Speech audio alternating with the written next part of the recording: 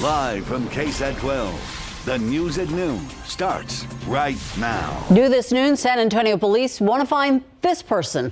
Officers say that he has an active murder warrant for his arrest. Police accused 21-year-old Luis Angel Alvarado of shooting and killing 31-year-old Santos Cedillo. That shooting happened back on September 20th in the 1400 block of Somerset Road. That's near Southwest Military on the southwest side. If you can help police find this suspect, call SAPD's homicide unit at 210-207-7635. And San Antonio police also investigating a different shooting. Officers were called to a hotel near the medical center this morning. Police say that one person was hurt in that shooting and many others were so frightened they ran from the scene. Jonathan Cotto reports as a result, officers are having trouble finding a suspect. San Antonio Police Department on scene and tactically positioned at this roadway Inn and Suites located on the 10,900 block of Laureate Drive. That's near I-10 West. Police received a call of a shooting shortly after 7 a.m. However, the victim was found with a gunshot wound down the road. This is a car police say belonged to the victim. They say he drove this car to this gas station on the corner of Fredericksburg and Huebner after being shot in the leg. From here, they say he was taken to University Hospital. Police say the 34-year-old victim is being uncooperative, therefore information on the suspect has been difficult to get. They are questioning people that were seen running from the hotel during the time of the shooting. Police hope to obtain more details on the suspect and their whereabouts. Jonathan Cotto, KSAT 12 News.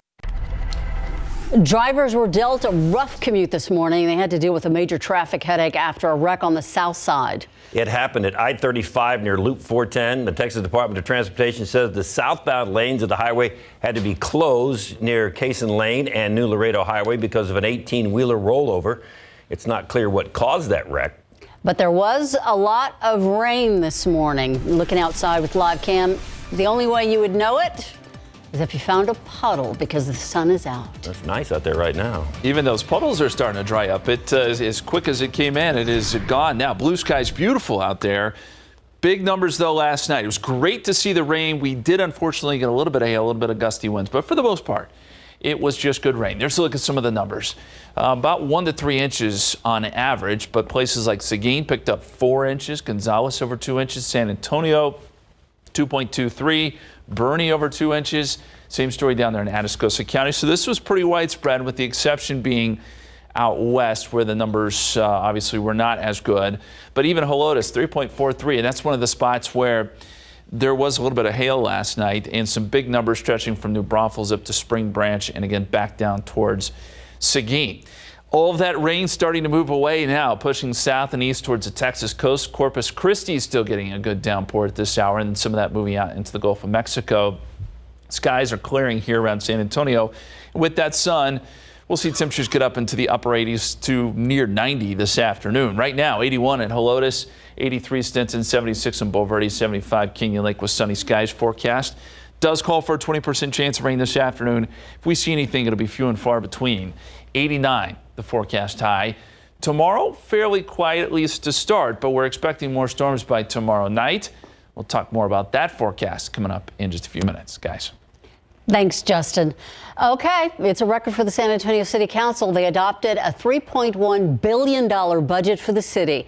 Of that total, more than $13 million is going to go toward the newly formed San Antonio Department of Transportation. Max Massey spoke with the new director of the department, who's emphasizing plans for safety and walkability. Recently, the San Antonio City Council adopted a $3.1 billion budget, and part of that budget is the future of the San Antonio infrastructure. We're joined here with the new director of transportation right here in San Antonio. So what does the future of transportation look like? The future of transportation is bright. It's very, very bright.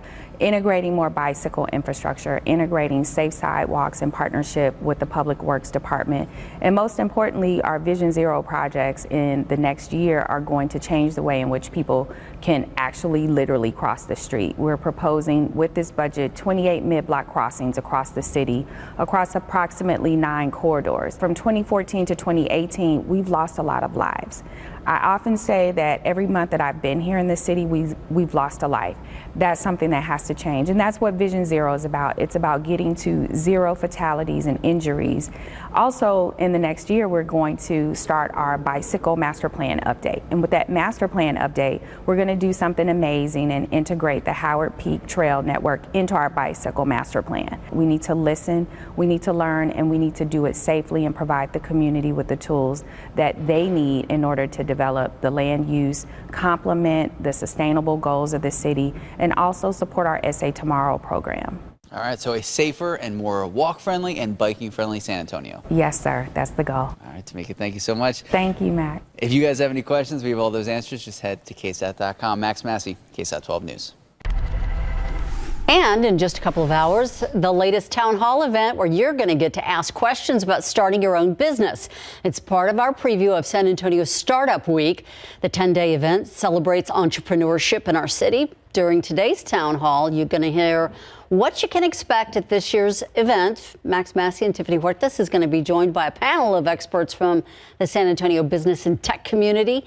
You can watch this discussion live at 2 this afternoon on KSAT.com and on the KSAT TV app. Also happening today, another chance for those who are eligible to get their COVID-19 booster shots. Metro Health's vaccine clinic at the Alamo Dome will now offer the booster shots. The drive-through clinic will be open Wednesdays through Fridays from noon until 8. You do not need an appointment. However, you do need to bring your vaccine card.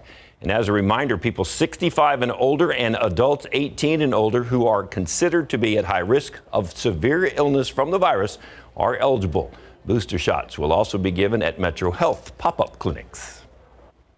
And now to the latest on vaccinations for kids. Pfizer submitted its vaccine data to the FDA for children ages 5 to 11 in hopes of getting emergency use authorization. As ABC's Rena Roy reports, this comes as vaccine mandates go into effect across the country. COVID-19 shots could soon be rolled out for younger children, with the FDA now reviewing data from Pfizer's vaccine trials in kids ages 5 to 11. CEO Albert Bourla speaking to The Atlantic. They should take as much time as they think it's appropriate for them to have high levels of comfort, and if approved, we will be ready to have the vaccine available. Pfizer says its vaccine is safe and effective at a lower dose in that age group. The number of COVID patients is down more than 20% since early this month, but hundreds of American kids are still hospitalized every day. This year, it just seems like they're just so much sicker. I can't breathe. I'm worried and anxious for them. This as vaccine mandates spark outrage in some across the country. In New York, a fear of staffing shortages with some essential workers defying the new rules. Stop the mandate! Unvaccinated teachers and school staff have until Friday to get at least one shot or be dismissed. United Airlines has fired up to 593 employees who chose not to get vaccinated when it mandated vaccines for all employees. We wanted to make sure that all of our employees, when they show up to work, that we make that environment as safe as possible. With more Americans getting their shots, health experts say we could be turning the corner here in the U.S. The CDC predicting cases, hospitalizations, and deaths will all go down over the next month. Rena Roy, ABC News, New York. Texas State getting by this week, and it's coming at a good time. They got a chance to regroup. Larry Mears with that coming up in sports. A woman has made it her life's mission to advocate for the deaf and the hard of hearing community through her nonprofit. Her advice for communicating with the deaf or hard of hearing, even if you don't know sign language. It's after the break. This Hispanic Heritage Moment is brought to you by Taco Cabana. It's a familiar sound in the Hispanic community from Texas to all parts of the United States, Tejano music, and it has evolved from its beginning to the influences of today's mainstream music. Tejano and conjunto music developed in the mid-19th century along the Texas-Mexico border with the migration of people from northern Mexico, bringing with them the traditions of norteño music and mixing with German, Czech, and Polish immigrants. The distinctive sound of the accordion was added along with the dances of the polka and waltz. Narciso Martinez, a pioneer of the accordion, is known as the father of conjunto music and was the first to record albums in the 1930s. Today, Tejano music is still very popular in the Hispanic community with bands ranging from Little Joe y La Familia, legendary accordionist Glauco Jimenez, to the queen of Tejano music, Selena.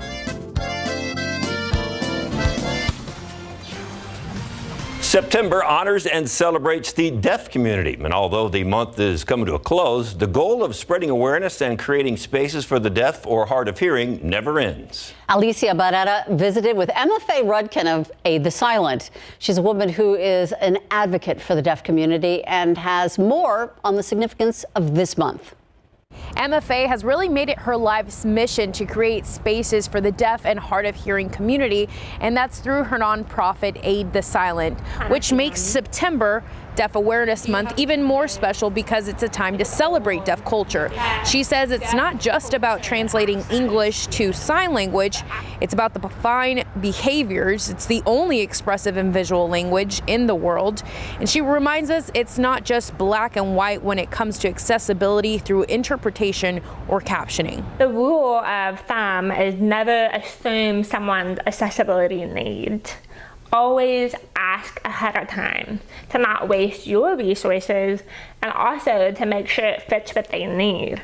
So let them be the experts of what they need and don't assume. And whether one knows how to sign or not, Emma Faye says there is something every person is capable of doing to communicate with the deaf or hard of hearing.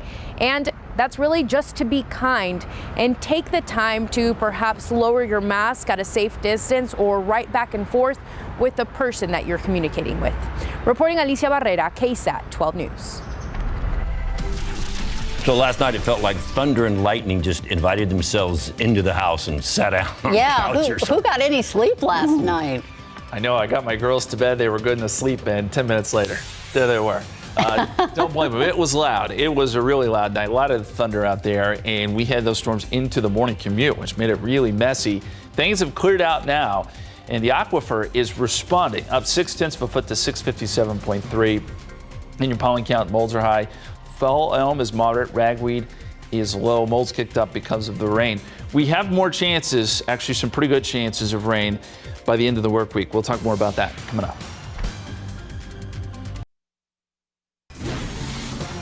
We were talking during the break. How is it you know it's a really bad storm? For me, I can't find the dog because he's hiding under the bed.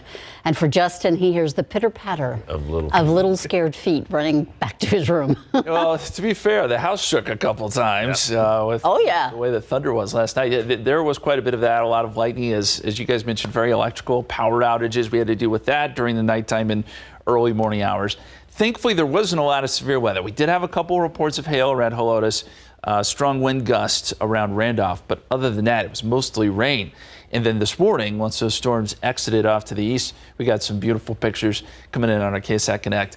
You can see the storm cloud moving out as the sun came up there. I'll get it together, and made for a beautiful shot there. We appreciate it as always. Great pictures on our KSAT Connect, and we shared some of those on our website as well if you want to go take a look. The aquifer is going to benefit from this. We got some good rain right over the recharge. It redeveloped, and we saw some of the heavier storms right over the recharge zone at one point, and that's why the aquifer is really starting to respond today. It's up over half a foot, and I bet that it will go up a little bit more before it's all said and done. There's the scene outside. You can still see some of those clouds off in the distance, but we've got blue skies here over the airport. And temperatures at 79, which isn't too bad. Dew point is at 66. It is going to be a steamy day because there's a lot of moisture now in the soil. South-southeasterly winds at about 9 miles per hour. And cloud cover is cleared out here over Bexar County. Still some lingering clouds out west, places like Hondo at 78, 82, Castroville, 81, Pleasanton, 78 in New Braunfels, and clear there. That's a place that got quite a bit of rain yesterday. Still fairly cloudy in Uvalde, 76, a little bit of sun in Del Rio, 81. Kennedy is looking at sun now, 73 there. Forecast for the rest of today, we'll take it up to about 89 for a high, partly cloudy skies. There are some small rain chances in there. Can't rule out a pop-up shower or storm, but it certainly will not be anything like what we saw yesterday. That big complex of showers and storms is now pushed south into the Gulf of Mexico. And this boundary started way up here, pushed south.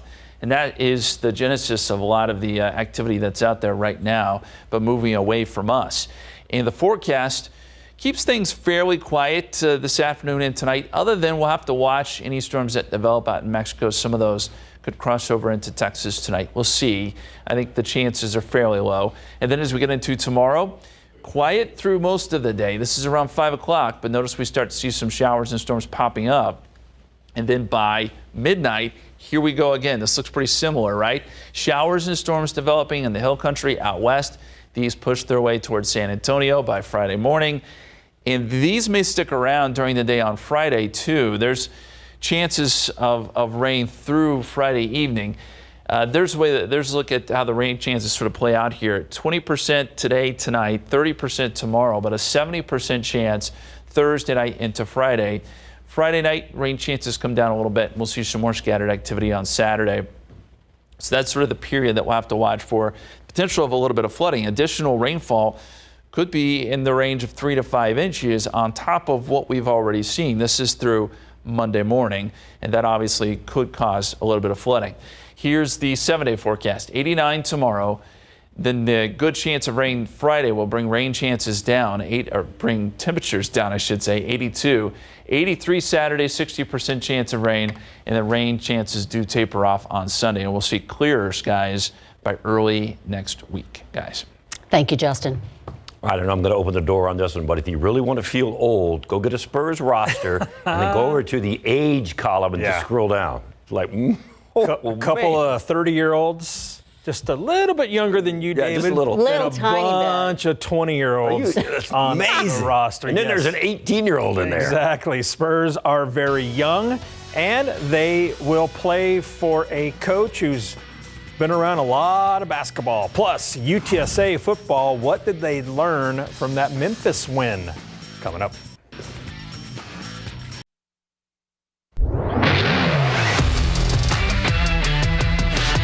San Antonio Spurs tip off the upcoming regular season. They'll do so with a very young roster. Gone are veterans DeMar DeRozan, Patty Mills, and Rudy Gay, who have a combined 39 years of NBA experience. The training camp roster the Spurs release has an average age of 24 and a half years old. The youth movement is definitely on. And they're playing for the longest tenured head coach in all of North American sports, Greg Popovich, beginning his 26th season with the Silver and Black, and he's 72 years old. 22-year-old Lonnie Walker IV said Pop still has a lot of energy, but does have his limits. You'll never get him on social media. That's almost impossible. It's funny because his birthday, when his birthday passed, I told him, I was like, isn't it crazy to think that you're older than my grandparents? But he still works out with the best of us. Every single day he's on the treadmill, he's doing defensive slides on the court, and he's lifting. So it's pretty impeccable to see a guy like that doing what he's doing. Lonnie and the Spurs open the preseason Monday night, 7:30 against the Utah Jazz at the AT&T Center.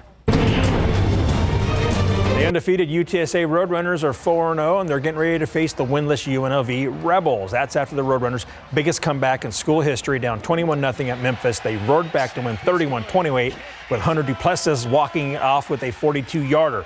Now, this all happened after the Roadrunners' offense got off to a rough start, only to rally behind star running back Sincere McCormick, who finished with 184 yards and 3 touchdowns, earning him the Earl Campbell Tyler Rose Award National Player of the Week, with Frank Harris adding a 7-yard touchdown in the fourth quarter to Sakari Franklin. So what can the team take out of this incredible comeback?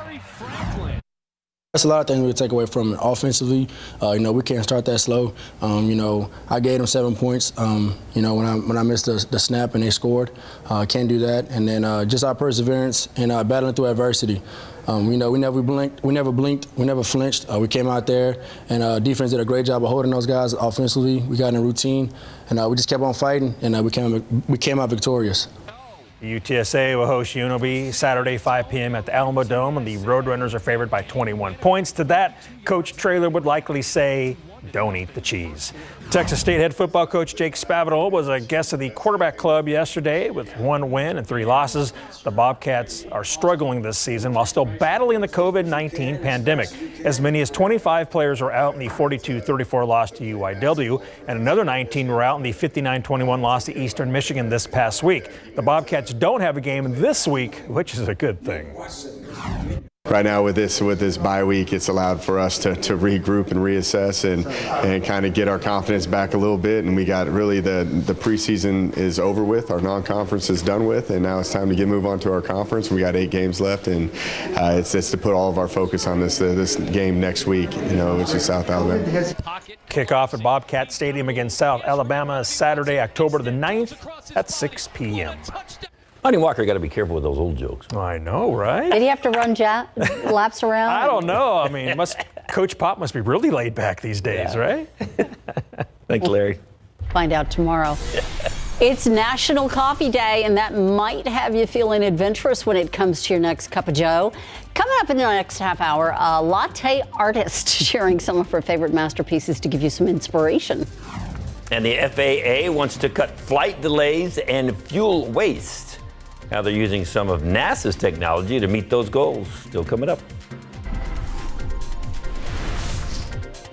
And times are changing, and banks aren't just brick and mortar anymore. As more banks pop up with online features, some are switching it up entirely, becoming online only. Coming up today at 5, 12 on your sides, Marilyn Moritz explains what to do if your banking app ever gives you trouble and you need to speak to a real human.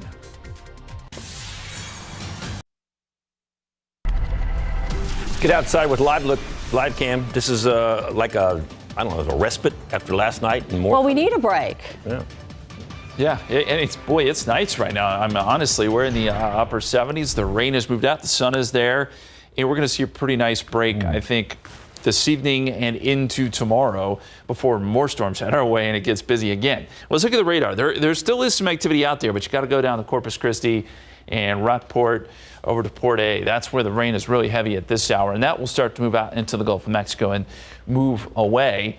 A little bigger picture here. There's all the showers and storms that were across Texas yesterday, now out in the Gulf, and we're clearing out. Just a little bit of cloud cover, residual cloud cover left behind here around the area. 79 right now, Bandera, 76 Uvalde, 81 in Pleasanton, 79 Randolph, 75 Gonzales, 78 in New Braunfels. So nice to still see some 70s here on the map. Here are the headlines. We could see a stray storm this afternoon, although the chances of that are really pretty low, otherwise partly cloudy skies. By the time we get into tomorrow, we'll start to see some scattered storms, especially during the evening and overnight hours Thursday. And then by Friday, we're looking for another round of heavy rain. And there could be a couple strong storms mixed in there too, but mostly this is going to be a rain event once again. 20% chance of rain today, 89. Your high temperature southeasterly winds 5 to 10 miles per hour. We'll look ahead to that potential for rain, and we'll get you set for your weekend too. That's coming up here in just a couple minutes, guys. Thank you, Justin. The U.S. just days away from a potential government shutdown. But Senate leaders say a move is going to happen very soon to fund the government. Meanwhile, Democratic lawmakers are still trying to reach a deal on President Biden's 2 domestic priorities. ABC's Ike Ajachi in Washington with the latest. This morning, progress on Capitol Hill. Overnight, Senate Democrat and Republican leadership working behind the scenes to fast-track a bill that would fund the government through December 3rd. Barring objections, a vote could come as early as Wednesday. To prevent a government shutdown, Senate Democrats will be introducing a continuing resolution that keeps the government open. The new Senate bill will attempt to fund the government alone, leaving out efforts to also raise the debt limit, which pays for costs the nation has already racked up. Republicans want Democrats to do it alone, but Democrats say that breaks with the tradition of raising the debt limit on a bipartisan basis. They also argue the Biden administration is only responsible for 2% of the current debt. On Tuesday, Treasury Secretary Janet Yellen said the nation will suffer a catastrophic default on its debt by October 18th if Congress does nothing.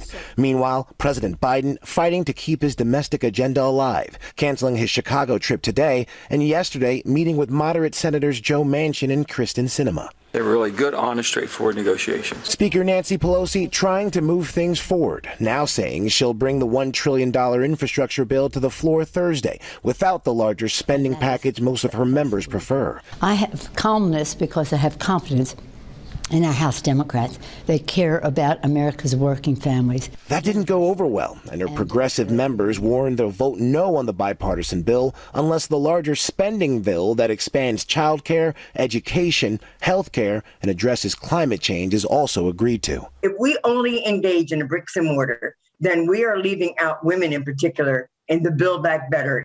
Progressive Democrat Representative Ro Khanna said he and about 50 other Democrats will vote no on the $1 trillion package if the larger human infrastructure package isn't also passed. Ike Ajachi, ABC News, Washington. Manufacturing and cargo disruptions continue affecting shipments across the country, and that's why retail experts are still urging people to start their holiday shopping early. The delays started after COVID-19 shutdowns went into effect in Asia, and that created a shortage in shipping containers and was compounded by limited warehouse space, trucking issues, and especially labor shortages. Officials at ports in Southern California said they are now extending hours and they're working weekends, all to speed things up. Some companies are even looking for different ports of entry.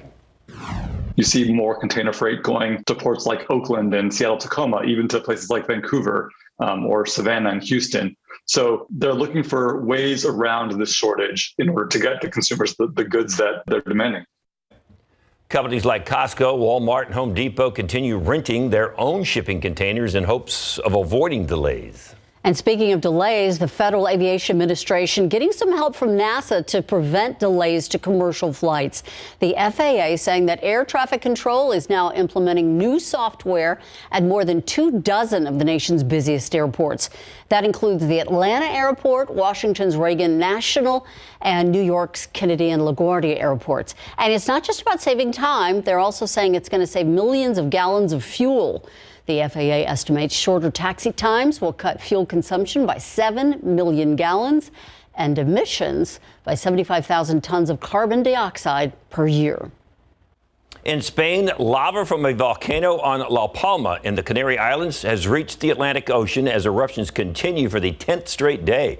Emergency officials are telling residents on La Palma Island to shelter in place until further notice, as dangerous gases are released when the lava reacts with the ocean water. La Palma has now been designated a disaster zone. The Longhorns should not be overlooking TCU this weekend for Oklahoma next weekend. Larry Ramirez will tell you why coming up. In case you haven't heard, today's holiday. How you can score free drinks on National Coffee Day still ahead.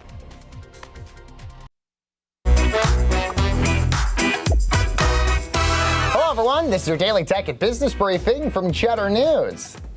Salesforce CEO Mark Benioff says there's no going back to the pre-pandemic workplace. He said, quote, "We're not all going back." While speaking at the Code Conference in Beverly Hills Tuesday, Benioff even doubled down on that statement. He added that more people are communicating on Slack, which Salesforce bought for $27.7 billion back in July because they're not returning to the office. Benioff previously said he expects 50 to 60% of Salesforce employees to work from home even after the pandemic.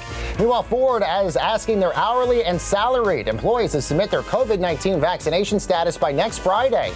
The automaker complying with President Biden's mandates on testing and vaccines. Now, all salaried employees are required to submit. However, it is voluntary for those represented by the United Auto Workers Union. And Home Goods finally launching their long-awaited online store. That is, customers can now purchase home decor from their homes. The decor store now selling bedding, kitchen goods, and seasonal products online after only being available to customers through their 820 physical stores. And that's Cheddar News, business and tech update. I'm Baker Machado, coming to you from Cheddar Studios in Lower Manhattan. We want to bring you some late-breaking news now. We have just learned that a DPS trooper has been fired after he was arrested. DPS says that 34-year-old Fredis Rivas was charged with possession of child pornography and indecency with a child. He has been with DPS since 2013 and was assigned to Luling. The investigation is being handled by the Office of the Attorney General with assistance from the Texas Rangers. Looking outside with live cam, beautiful day out there. You'd never know that most of us stayed up all night listening to thunder, lightning, and rain. Yes, and it was, again, a busy night, but things have turned out to be really nice today, 79 degrees. It seems like we always get our thunderstorms at night here, at least that's what it's felt like lately. But we're expecting some more as we get later into the week. 67 the low this morning, 97 is the record high, 47 the record low. Those will not be reached today, but some pretty nice weather. Nice stretch into tomorrow before the rain comes back. We'll look at the 7-day forecast coming up.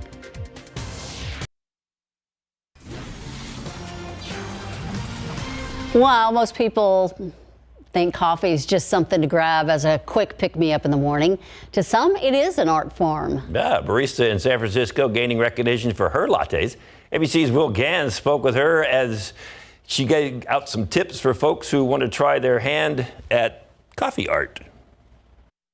Forget a plain old cup of joe. How about a Chucky Chino? Fieri in your flat white? Maggie in your mocha? It's fair to say Melanie Aquino's latte art is out of this world. Well, one of the biggest comments people are going to make is that the drink isn't going to be hot. Mm-hmm. And I can assure you that the drink is hot when I serve it to people. That's because most of Mel's creations only take about 30 seconds to make. But she's had 8 years worth of practice. Armed with only a metal toothpick and a spoon. You use a spoon to manipulate the foam, and then you get the shape or the silhouette of whatever you're drawing. And then from there, you use chocolate to draw in all of the details and the outline.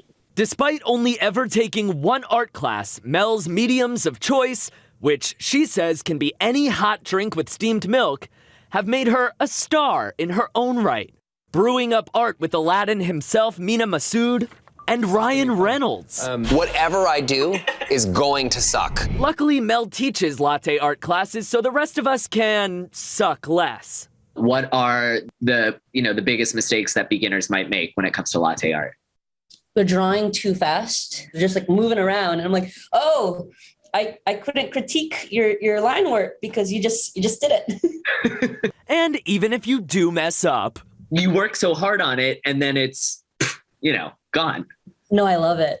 If it doesn't look the way I want it to look, someone can drink it and it'll be a delicious drink anyway. So it's like a win-win. Mel's other advice to beginner latte artists, even if you don't like what you've created, take a photo of the art, enjoy your coffee, and then check the picture after 20 minutes or so. More often than not, you'll be pleasantly surprised by your latte art. Will Gans, ABC News, New York. And we're in the minority. None of us here on the news at noon drink coffee. So, although I did like the one with the donut in it. You would have eaten the donut.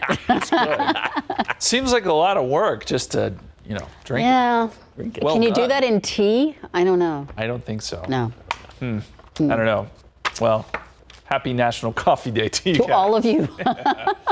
Rainfall was good last night. We know we got some good numbers on the map. The numbers were up above 4 inches in some cases. Let's take a look at some of the totals. If you missed it earlier, New Braunfels over 2 inches, Seguin close to 4 inches, 2.23 at the airport, 1.57 in Kerrville, 2.8 down there in Atascosa County. Basically, it was about Hondo East that the rain was plentiful. Now, if you're west of that, unfortunately, there wasn't much there. But there are some more chances, as we mentioned, later this week. A little closer look here, Helotes over 3 inches. Pipe Creek out near Medina Lake. We'll see if Medina Lake rises a little bit. 2 inches there. Stinson, almost an inch. Take a look at this picture out of New Braunfels showing about 3.5. That jives with what we were seeing at the numbers around New Braunfels. We appreciate the pictures, as always, and we posted some of those pictures on our KSAT website as well if you want to go take a look. Outside, we've got blue skies at the airport. 79 degrees at the airport, 83 Stinson, 80 at Kelly. Randolph still at 79. We'll be in the 80s here soon for most of us, but still seeing a few upper 70s. Again, the airport, Randolph up to Bulverde, Canyon Lake, and New Braunfels, and then 80s as you go south and west. 81 right now in Devine, 78 Cotulla, 76 Gonzales, and still some cloud cover that's keeping temperatures down off to the east. It's not going to be an overly hot day, but keep in mind there's a lot of moisture out there, so it's going to feel kind of sticky. Dew points are in the 60s and trying to jump up a little bit, seeing a dew point of 70 there around Pleasanton. Rest of today, I'd say about 88, 89 here in San Antonio. Partly cloudy skies. There is an outside chance of a stray storm or two late this afternoon, and we'll watch some activity out west tonight, but I really don't think there will be much. At the moment, most of the rain is right along the Texas coast, starting to move out of Corpus Christi, but Rockport, Port A getting some pretty heavy rain. Victoria, it's just starting to move out. That's kind of the last of what's left from those overnight showers and storms. Forecast calls for fairly quiet conditions through tonight. This is around 10 o'clock. Does show a couple storms out in Mexico, maybe trying to get close to the border there. We'll see. I think the chances of that are fairly low. Most of tomorrow will be quiet too. We'll fast forward to 5 o'clock. A couple of isolated showers and storms starting to pop up, but it's not until tomorrow night that we get the big development out across the hill country, some heavy rain likely developing, and this slowly makes its way south and east towards San Antonio by Friday morning. And it looks like we could be in for another round of heavy rain. Rain chances really do jump up Thursday night to Friday. We're going to call for about a 70% chance of rain. Falling off a little bit Friday night. We'll see how Friday night football plays out. And then some more chances of afternoon scattered showers and storms on Saturday before everything winds down by Sunday. We could pick up an additional 3 to 5 inches of rain with this next system Thursday and Friday, so we'll be watching for the threat of flooding as well. 7-day forecast, 89 tomorrow, 82 on Friday because we will have rain and cloud cover around. We mentioned that 60% chance of rain Saturday, 83. And then with the rain ending, temperatures jump back up into the upper 80s by early next week, guys. Rain is nice at this point. It is nice. It's getting kind of crunchy out there. A lot of young guys on the Spurs, so the feeling inside the practice facility got to be a little different with no senior veterans around. Yeah, and when you watch the practice video, Keldon Johnson is already in regular season form, out there doing this and yelling to the other teammates and whatnot. He's just so excited. He's just such a fired up young man. But yes, with those veteran leaders gone, like Patty Mills, does this team have a new vibe to it? Plus, in college football, the Aggies don't want one to turn into two. Coming up.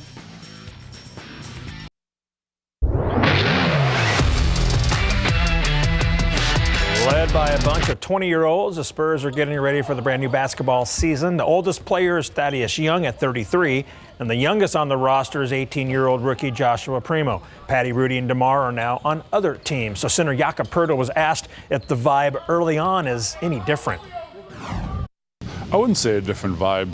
I mean, the guys seem to be really excited, but I wouldn't say we weren't in the past couple of years. It's definitely a different situation with a lot of new faces, a lot of young guys. But I guess you can tell out there we're trying to play a little bit faster. We're playing a little bit more active. We're aggressive on defense. Things like that are going to come more natural with a lot of young guys out there, a lot of hungry like new faces, like I said earlier. I think that's the biggest difference.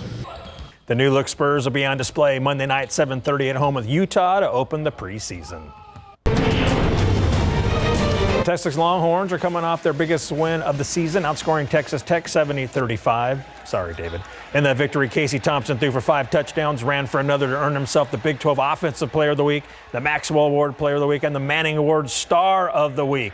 The trouble for Texas, their schedule just keeps getting rougher, starting this Saturday when they face TCU in Fort Worth, coming off their 42-34 loss to SMU. We're not naive to the elephant in the room that we're 2-7 against TCU the last 9 years. And we're also not going to buy the lie that we're going to play the same TCU team that just played SMU Saturday. We're going to get a little different animal, a little different opponent Saturday. So we got to buckle up and get ready to play. Kickoff Saturday is set for 11 a.m. and you can watch it live right here on KSAT 12. Texas A&M dropped out of the top 10 in the latest AP Top 25 college football poll, following them 20-10 loss to Arkansas, who has replaced them in the top 10 at number 8, while the Aggies fell to number 15, following their first loss since Alabama almost 1 year ago to the day. Now they prepare to host Mississippi State this Saturday. Disappointed in our deal, but at the same time, there's a lot of good things that happen in the game, and it's one game. But you know what? We can't let one game become two. We got to come back and practice with even better habits. Hopefully, get a couple guys back if we can get them back, and play at a better level and play more consistent all the way across the board in all 3 phases. And we got a very tough opponent this week, Mississippi State. Kickoff in Aggie Land on Saturday is set for 6 p.m. Tampa Bay at Houston last night, bottom 9, bases loaded. Astros down 1 when Rays pitcher J.T. Chargois walks Chas McCormick, and this game is tied at 3. Next batter, Chargois walks Jason Castro with the bases loaded to force in the game-winning run. And the Astros take it 4-3. Houston's magic number to clinch remains 1, and the Rangers beat the Angels 4-2 to avoid their 100th loss this season, still sitting at 99 setbacks. You know what the best thing about this weekend is? What's that? You'll have different Texas video to show next week. We'll have to keep looking at that. He might still have to say we- sorry. No, we don't. Yeah. Sorry, Dave. Yeah. Well, sorry, maybe for Justin. another- I might relive it on a noon show, Dave, just for you. Thanks. Appreciate that. Wow. Mike and Fiona rolling up their sleeves and getting to work. Some do-it-yourself project. Look at what's he doing with the sign over there? Yeah, I know. It's our SA Live Home Improvement Show today, brought to you by Jason's Water Systems. And Mike, are you done? That's kind of loose. I just wanted to glue it a little bit. Is it going to stay on the wall? It's going to stay now, a little bit of hot glue. Really? So, hey, I got a tip for you though. If you want to glue something and you can't really clamp it, like say if I wanted to glue this on here, I'd have to sit there and hold that so it didn't fall. However, what you can do is take your wood glue and instead of a clamp, take some hot glue and just put a little dab on each corner. Let that set. The hot glue is going to hold it until the wood glue dries and really holds it in place. Look at that, all right? And even more glue tips from Mike. And little things to do around the house and how to fix a hole in the wall too. All right, and when it comes to sprucing up your home, wallpaper can really make a room pop. The women behind Twin Sisters Interiors shows us a simple wall makeover. And don't forget going outside because you want to have a nice place to visit outside, sit there, have a cup of coffee. Now that the weather is changing, we have got some tips on how to experiment with decor and really kind of make it nice and cozy and nice out there. And transform that patio into like, your nice little happy place. All right, all that and more when SA Live continues in just a few minutes.